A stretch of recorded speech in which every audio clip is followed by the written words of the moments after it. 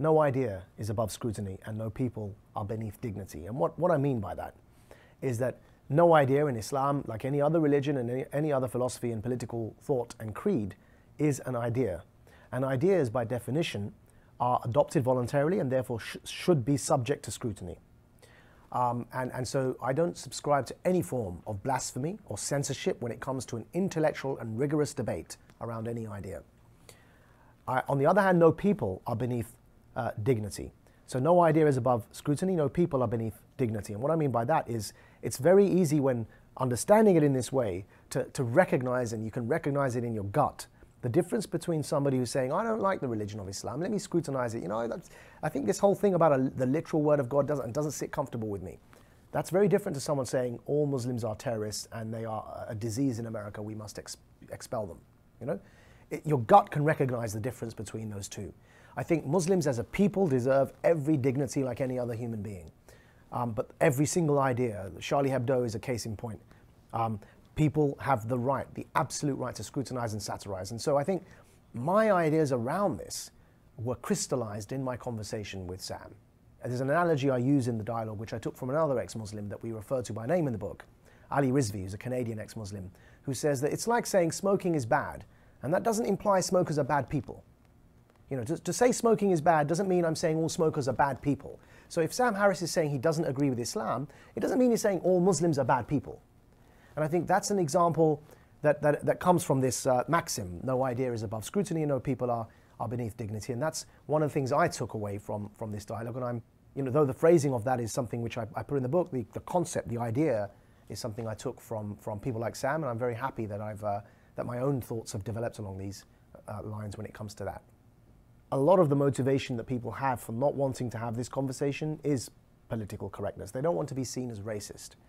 And unfortunately, the regressive left today have become incredibly trigger happy at throwing this label at people. I've been called a racist and an Islamophobe, and many other things, a native informant and a porch monkey. Sam Harris's porch monkey, for example, is a racist slur, simply for having this conversation. You know, you'd have thought that people would recognize that a Muslim speaking to perhaps one of the leading atheist Islam critics today, that those two having a dialogue with each other would be a good thing. But instead, you know, both Sam and I have faced a barrage of criticisms that are ad hominem and that are not substantive. And a lot of that is motivated by those who have a concern, again, for political correctness, who have good intentions. But this is a classic example of where literally the road to hell is paved with those good intentions, because you cannot justify calling somebody like me who, you know, I've fought neo-Nazis throughout my teenage years. I've been jailed because of my previous convictions, religious convictions.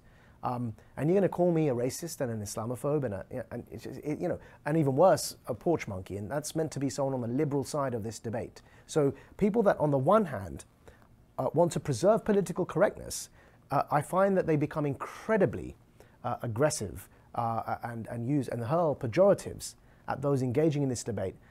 And yet from the other side of their mouths, they're insisting that it's not politically correct to scrutinize Islam. No.